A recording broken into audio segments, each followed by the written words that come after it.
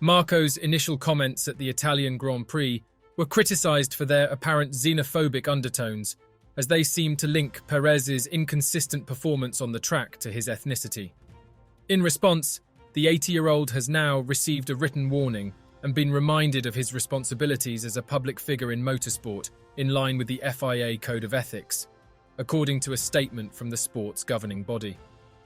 Christian Horner, the team principal of Red Bull Racing, has addressed Marko's recent comments about Sergio Perez, while other team bosses within Formula One have also criticised the Red Bull Motorsport advisor's remarks. This situation has sparked significant discussion and debate within the motorsport community. Be sure to watch the full video to find out what's happening with Helmut Marko. Now let's delve into today's video. Following the 2023 Italian Grand Prix, Helmut Marko, Red Bull's motorsport advisor, stirred controversy when he suggested that Sergio Perez's performance gap to Max Verstappen could be attributed to Perez being South American.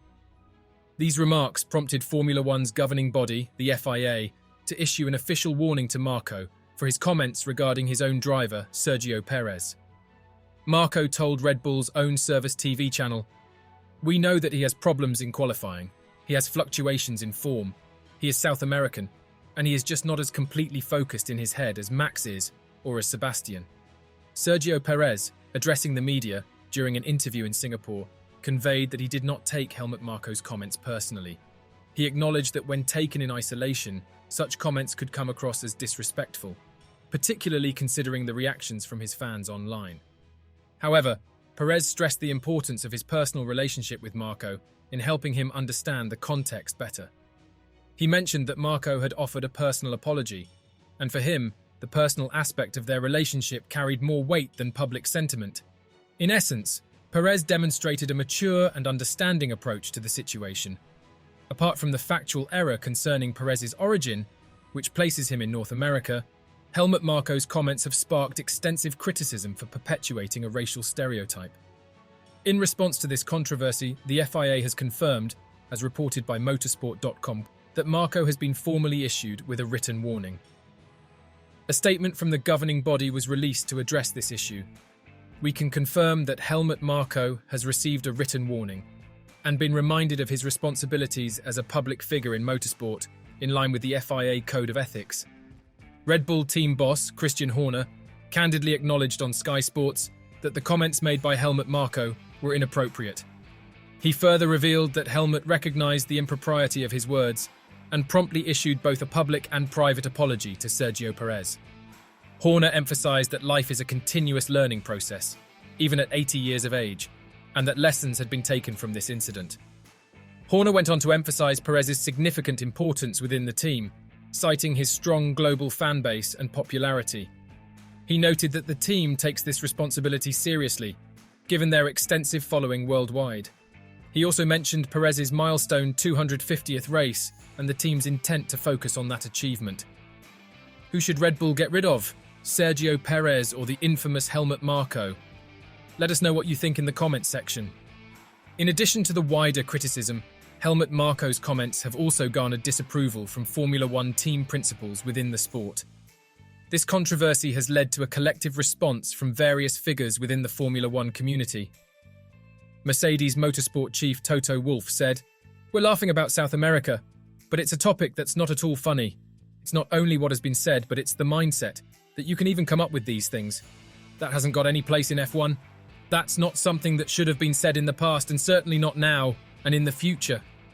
Haas team principal Guenther Steiner said, "Stereotyping these days doesn't work anymore.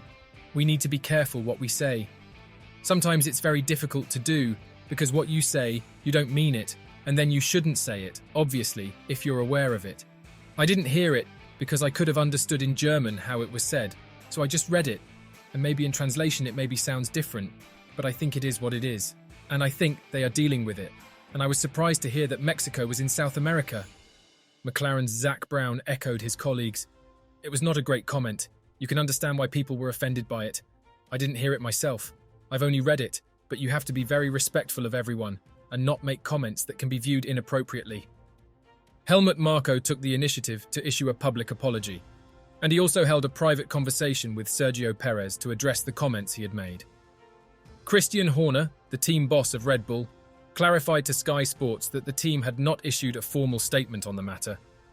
This stance was explained by the fact that Helmut Marko is not considered an employee of Red Bull Racing, and therefore his statements were viewed as his personal comments rather than representing the official position of the team. This is what Marko had to say regarding the comments he made about Perez.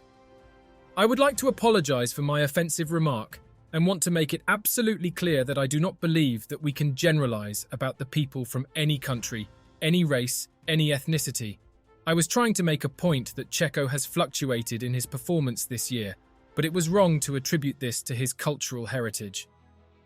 Sergio Perez and Red Bull have faced moments of open tension in their relationship, despite all parties publicly stating that he would remain with the team in 2024. In the lead-up to the Singapore Grand Prix, Perez made remarks indicating his willingness to explore opportunities outside of Red Bull if the conditions within the team did not align with his expectations.